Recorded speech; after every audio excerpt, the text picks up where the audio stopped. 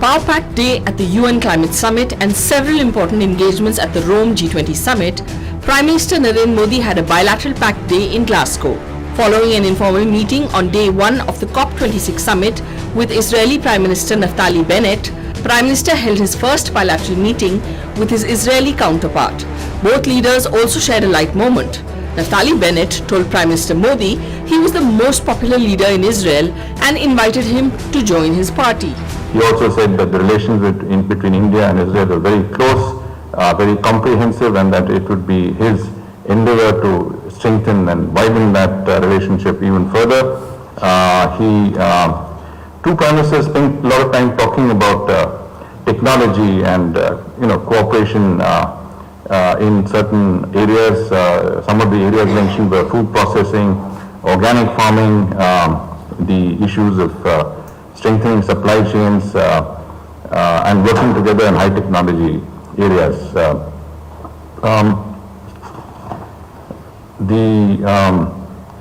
I think overall sense was that both countries be happy to look at very, very focused areas of economic and commercial cooperation. Closer home, Prime Minister met his Nepalese counterpart Sher Bahadur Deuba for the first time and discussed ways to further strengthen the close bilateral ties and combat climate change, COVID-19 and facilitate post-pandemic recovery. The meeting took place after the launch of the Initiative for the Resilient Island States. In a separate bilateral meeting, Prime Minister Modi also met Ukraine President Volodymyr Zelensky and exchanged views on bilateral and regional developments. Both leaders also appreciated the cooperation during the COVID-19 pandemic, including mutual recognition of COVID-19 vaccination certificates. Prime Minister Modi also met US entrepreneur and Microsoft co-founder Bill Gates. Both leaders discussed ways to further sustainable development and steps to mitigate climate change. But the Prime Minister did say that, did note that there was a hiatus because of COVID, but that he felt that Mr. Gates could visit India again, and Mr. Bill Gates said that he probably planned to visit India next year, but that the Gates Foundation was doing some good work there, and he described some of the work that involved, he said that in 2017 the Prime Minister and Mr. Gates agreed that the Gates Foundation would undertake what is called the Innovations Mission. And that mission he felt had done very well in India. And one of the things that they wanted to do was to see how they could introduce green technologies in India in an affordable manner. Prime Minister also interacted with several world leaders, including President of the EU Commission, Ursula von der Leyen, who appreciated Prime Minister Modi's leadership in fighting the global climate challenge. Responding to Prime Minister's tweet that said, "Never a dull moment when you're meeting the one and only Scott Morrison," the Australian Prime Minister tweeted, "Wonderful to see my good friend Narendra Modi." Day one of the COP26 summit saw Prime Minister share warm moments with UK Prime Minister Boris Johnson and UN Secretary General Antonio Guterres as the two leaders welcomed him to the summit. One-on-one meetings and pull-asides on the sidelines of summits aren't just a tool of diplomacy for Prime Minister Narendra Modi. They reflect the warm and special rapport he shares with other heads of states and leaders, and as they say, the pictures say it all. With Arun Sharma in Glasgow, Bureau Report, DD India. So one sun, one world, one grid, it envisions a global ecosystem of interconnected renewable energy green grids. Prime Minister Narendra Modi launched the Green Grids Initiative, that's one sun, one world, one grid, jointly with the UK Prime Minister. It also marked the launch of two unique initiatives of collective climate action at the Glasgow COP26. Prime Minister Narendra Modi took the lead.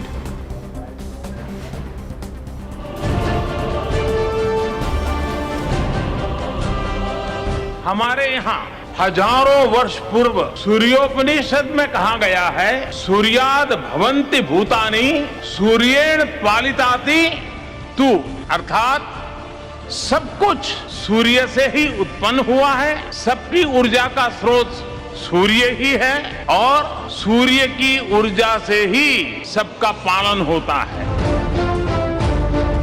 मानवता के भविष्य को बचाने के लिए हमें फिर से सूरज के साथ चलना होगा। We unite across the whole planet to tackle climate change. And there's one guy who particularly understands how to do that and who shares that agenda and who understands that a single hour, a single hour of sunshine provides enough energy to power the whole earth for a year. One man who understands that so well and who's achieved absolutely extraordinary things in his own country of India is the Prime Minister of India. And ladies and gentlemen, Excellencies, there is one sun, one world, one grid, one Narendra Modi, and I have great pleasure in handing over to Narendra. Over to you. To re-establish the environmental balance for the welfare of humankind, Prime Minister Narendra Modi's vision of One Sun, One World, One Grid was launched collectively by India and UK at the UN Climate Summit. The aim is to enhance solar power by facilitating sharing of solar energy. One sun, one world, one grid की मेरी कई सालों पुरानी परिकल्पना को आज international solar alliance और UK के ग्रीन ग्रिड इनिशिएटिव के पहल से एक ठोस रूप मिला है. Prime Minister recalled the phase of early industrial revolution which saw the massive use of fossil fuels for energy. He added that the race to mine fossil fuels also created geopolitical tensions, but over years technology has provided a great alternative. In the Prime Minister's words, walking along with the sun is the way ahead to save humanity. जितनी ऊर्जा पूरी मानव जाति साल भर में उपयोग करती है, उतनी ऊर्जा सूर्य 1 घंटे में धरती को देता है. और यह अपार ऊर्जा पूरी तरह से क्लीन है, सस्टेनेबल है. चुनौती सिर्फ इतनी है कि सौर ऊर्जा दिन में ही उपलब्ध है और मौसम पर भी निर्भर है. One sun, one world, one grid इसी चुनौती का हल है.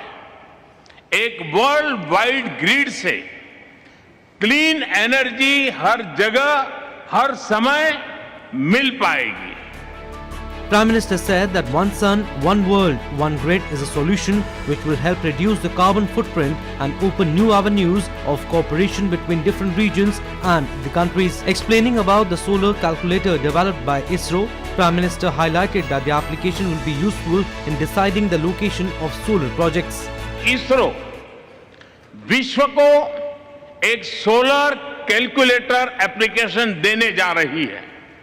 इस कैलकुलेटर से सैटेलाइट डेटा के आधार पर विश्व की किसी भी जगह की सोलर पावर पोटेंशियल मापी जा सकेगी. यह एप्लीकेशन सोलर प्रोजेक्ट्स का लोकेशन डिसाइड करने में उपयोगी होगा एवं इससे one sun, one world, one grid को भी मजबूती मिलेगी. The International Solar Alliance was launched in January 2016 and it is on that platform that the Prime Minister first called for the initiative of One Sun, One World and One Grid. UN Climate Summit in Glasgow aims to achieve global grid interconnection with key pillars on political engagement, research and knowledge sharing and institutional engagement. The push for a solar alliance will help in achieving a greener and sustainable future ahead. Arun Sharma and Tapu's Bhattacharya's report from Glasgow, DD India. Well, in an effort to build resilience, Prime Minister Narendra Modi launched the Infrastructure for Resilient Island States at COP26. And IRIS, what does it do? It aims to achieve sustainable development through a systematic approach to resilient, sustainable and inclusive infrastructure in small island developing states. Let's look at this report.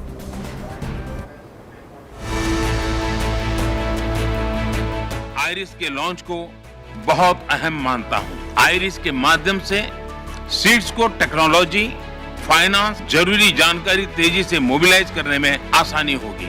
Small island states के quality infrastructure को प्रोत्साहन मिलने से वहां जीवन और आजीविका दोनों को लाभ मिलेगा. another global climate action initiative under the leadership of Prime Minister Narendra Modi that brings together island nations. These nations, especially small island developing states, are at the greatest risk if action is not taken immediately. Recognizing this fact, Prime Minister Narendra Modi, along with allied nations, launched the Infrastructure for Resilient Island States, or IRIS, an initiative to boost the infrastructure in small island countries. Climate change से सबसे अधिक खतरा small island developing states seeds को है। ये उनके लिए जीवन मृत्यु की बात है, ये उनके अस्तित्व के लिए चुनौती है। वैसे तो सीड्स देश सदियों से नेचर के साथ समन्वय में जीते रहे हैं, वे प्रकृति के स्वाभाविक साइकिल के साथ एडेप्ट करना जानते हैं, लेकिन पिछले कई दशकों में हुई स्वार्थपूर्ण व्यवहार की वजह से प्रकृति का जो अस्वाभाविक रूप सामने आया है, उसका परिणाम आज निर्दोष स्मॉल आइलैंड स्टेट्स झेल रहे हैं। The Prime Minister outlined the journey of CDRI, or Coalition for Disaster Resilient Infrastructure. He said that it emerged as a result of years of brainstorming and experience. Sensing the threat of climate change looming over small island countries, India made special arrangements for cooperation with Pacific Islands and CARICOM nations. We trained their citizens in solar technologies and contributed continuously to the development of infrastructure there. Bharat की space agency ISRO seeds के लिए एक special data window को निर्माण करेगी। इससे seeds को satellite के माध्यम से cyclone, coral drip monitoring, coastline monitoring आदि के बारे में टाइमली जानकारी मिलती रहेगी। Through IRIS, it will be easy and faster for small island developing states, SIDS, to mobilize technology, finance and necessary information. Promotion of quality infrastructure in small island states will benefit both lives and livelihoods there. British Prime Minister Boris Johnson urged countries to join the Infrastructure for the Resilient Island States initiative and help in bending the CO2 curve. He also hailed India's new climate ambition goals announced by Prime Minister on 1st of November. He said India has announced ambitious plans for half its energy to come from renewables by 2030. This will cut carbon emissions by 1 billion tons, contributing to a worldwide decade of delivery on climate change. Prime Minister Narendra Modi has for the first time made a commitment for India to become net zero, meaning 90% of the world's economy is now committed to this goal. The UK will work with India to make even more progress, including through the Clean Green initiative we discussed today. I would encourage every country that has benefited from pumping CO2 into the air over the last, whatever it is, 250 years, to join this campaign and to help. And that's why we've made the $100 billion a year commitment, the $100 billion a year commitment, such a crucial part of the UK's presidency and pre-presidency. And I think that we've got to do it. We've got to help people to adapt. We've got to mitigate, but above all, we've got to change the numbers. We've got to bend the curve. We've got to stop this remorseless increase in CO2. Australia is the largest island continent in the world and is a partner in the IRIS initiative. Prime Minister Scott Morrison thanked India and the UK for their leadership of the Coalition for Disaster Resilient Infrastructure, or the CDRI.